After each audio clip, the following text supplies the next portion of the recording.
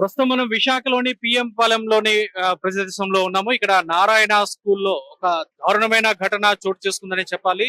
ఇన్ని చట్టాలు పటిష్టంగా ఉన్నా సరే ఆడపిల్లలపై అఘాయిత్యాలు జరుగుతూనే ఉన్నాయి. ప్రస్తుతం మనం నారాయణ స్కూల్లో ఉన్నాం. ఇక్కడ పీఈటీగా పనిచేస్తున్న ఒక టీచర్ మైనర్ బాలికపై అత్యాచారం చేసి ప్రెగ్నెంట్ చేశాడనే ఆరోపణలు అయితే గట్టిగా వినిపిస్తున్నాయి. ఈ ఘటనపై విద్యార్థి సంఘాలు, మహిళా సంఘాలు పెద్ద ఎత్తున మండిపడుతున్న పరిస్థితి. ప్రస్తుతం మనం స్కూల్ వద్ద ఉన్నాము. ఇక్కడ అత్యాధునికమైన టెక్నాలజీతో ఫెర్టిలిటీ ట్రీట్మెంట్ అందిస్తోంది మెడిసి ఐవీఎఫ్.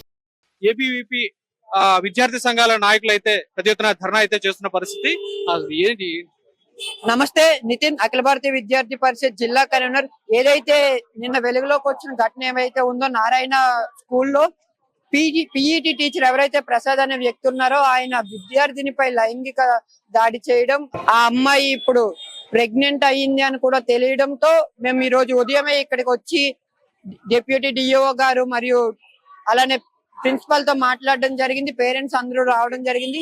అయితే డిప్యూటీ డిఓ గారు ఏబీవీపీ కలిసి విద్యార్థులతో మాట్లాడే సమయంలో ఎవరైతే ఆ పీఈటీ ఉన్నారో ఆయన ఆ అమ్మాయినే కాకుండా ఇంకా చాలా మంది అమ్మాయిలతో ఆయన చాలా మిస్బిహేవ్ చేసినట్టు విద్యార్థులు తెలిపారు. అలానే ప్రిన్సిపల్ గారికి ఎన్నోసార్లు కంప్లైంట్ చేసినా కూడా ప్రిన్సిపల్ గారు పట్టించుకోకపోవడమే కాకుండా రిటర్న్ విద్యార్థులనే తిట్టడం కూడా జరిగిందని చెప్పి విద్యార్థులు చెప్పారు.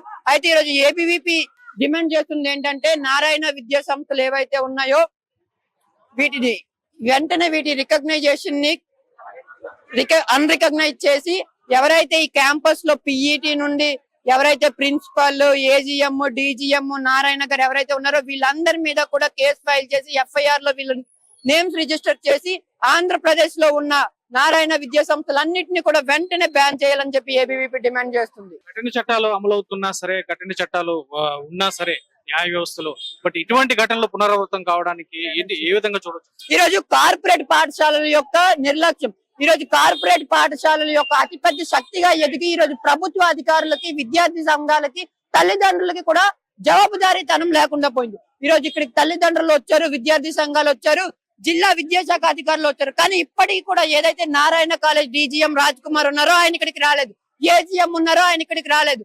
ఎవరైతే ప్రిన్సిపల్ తప్పించి ఇక్కడ ఒక్క నారాయణ విద్యా సంస్థలకు సంబంధించిన ఒక్క వ్యక్తి కూడా లేరు. ఎవరైతే మేము చెప్తున్నాం డీజీఎం ఎవరైతే రాజ్ కుమార్ అనే వ్యక్తి ఉన్నారో వీళ్ళు ఏదంటే ప్రభుత్వ అధికారులు మమ్మల్ని ఏం చేయలేరు కదా అనే ఒక్క నిర్లక్ష్య ధోరణితో ఈ రోజు ప్రభుత్వం ఏదైతే గుడ్ టచ్, బ్యాడ్ టచ్ అనే ఎటువంటి కార్యక్రమాలు కండక్ట్ చేస్తున్నా అవేవి కూడా ఇక్కడికి జరగట్లేదు అని చెప్పి లేడీ కానిస్టేబుల్ ఎవరైతే పంపిస్తున్నారో ఆ లేడీ కానిస్టేబుల్ కి క్లాస్ రూములు కూడా అలాట్ చేయట్లేదు అని చెప్పి మనకి ఇప్పుడు ఇక్కడికి రాగానే విషయం తెలిసింది. పిల్లలందరూ కూడా చెప్పేది ఏంటంటే, ఆ సారే కాదు మా ప్రిన్సిపల్ మేడం కూడా ఏదైనా కంప్లైంట్ వచ్చినా కూడా ఆ కంప్లైంట్ తో ప్రిన్సిపల్ మేడం దగ్గరికి వెళ్తే వీళ్ళనే మళ్ళీ రిటర్న్ తిట్టడం, వీళ్ళనే మళ్ళీ వీళ్ళ మార్కుల గురించి మాట్లాడడం, వీళ్ళని మానసికంగా క్షోభకు గురి చేయడం వంటివి చేయడం జరిగింది. ఈ రోజు ఈ ఘటన వెలుగులోకి వచ్చింది కాబట్టి ఈ విషయం పైకి తెలిసింది. విశాఖపట్నంలోని అలానే ఆంధ్రప్రదేశ్ లో ఉన్న కార్పొరేట్ విద్యా సంస్థలు ఏవైతే ఉన్నాయో అందులో ముఖ్యంగా నారాయణ విద్యా సంస్థలు ఈ రోజు ఈ మేనేజ్మెంట్ ఏదైతే ఉందో నేను మళ్ళీ డిమాండ్ చేస్తున్నాం, ఎవరైతే ప్రిన్సిపల్, ఏజీఎం, డీజీఎం అలానే నారాయణ గారు ఉన్నారో వాళ్ళందరి పేర్లు ఎఫ్ఐఆర్ లో రిజిస్టర్ చేసి వాళ్ళందరి మీద కూడా ఎంక్వైరీ కమిషన్ వేసి ఆంధ్రప్రదేశ్ లో ఉన్న ప్రతి నారాయణ విద్యా సంస్థలన్నింటినీ కూడా వెంటనే బ్యాన్ చేయాలని చెప్పి మేము కోరుతున్నాం. చాలా సార్లు అతని ప్రవర్తనపై అనుమానాలు అయితే వ్యక్తం చేస్తున్న పరిస్థితి, ఏదైనా కంప్లైంట్స్ వస్తున్నాయి. పేరెంట్స్ ఏమని మాట్లాడుతున్నారు? ఈ రోజు పేరెంట్స్ ఏమంటున్నారంటే ప్రిన్సిపల్ గారు ఎందుకు దీన్ని పట్టించుకోలేదు. పేరెంట్స్ కి స్టూడెంట్స్ కి అంత లేకపోయినా స్టూడెంట్స్ ఎక్కువ ఉండేది టీచర్స్ తోనే. స్టూడెంట్ కి ఏ కష్టం వచ్చినా కూడా టీచర్స్ తోనే మాట్లాడతారు. మా ఇంటికి వచ్చాక ఇంట్లో మాతో మాట్లాడే అంత ఉండదు. ప్రిన్సిపల్ మేడం కి ఇంతకు ముందు 2-3 సార్లు చెప్పినా కూడా ఎందుకు యాక్షన్ తీసుకోలేదు అని చెప్పి పేరెంట్స్ ప్రిన్సిపల్ గారితో మాట్లాడడం జరుగుతుంది. డిప్యూటీ డిఓ గారు ఏం చెప్పారంటే 48 గంటల్లో ఈ కాలేజ్ మీద, ఈ స్కూల్ మీద ఏదైతే నారాయణ విద్యా సంస్థలు ఉన్నాయో వాటి మీద యాక్షన్ తీసుకుంటాము అని చెప్పి. అయితే ఇప్పుడు మన ఇక్కడ అనుమానాస్పద విషయం ఏంటంటే, ఇంత పెద్ద ఇష్యూ జరిగినా కూడా ఒక మహిళగా ఉండి డిఈఓ చంద్రకళ గారు ఇప్పటికీ కూడా ఇక్కడికి రాకపోవడం అనుమానాస్పద విషయం. మాకు అర్థం కానిది ఏంటంటే, ఈ జిల్లా విద్యాశాఖ అధికారులు కూడా నారాయణ విద్యా సంస్థలతో కుమ్మక్కయ్యి కేసుని తప్పుదోవ పట్టించాలనుకుంటున్నారని చెప్పి కూడా మేము అనుకుంటున్నాం.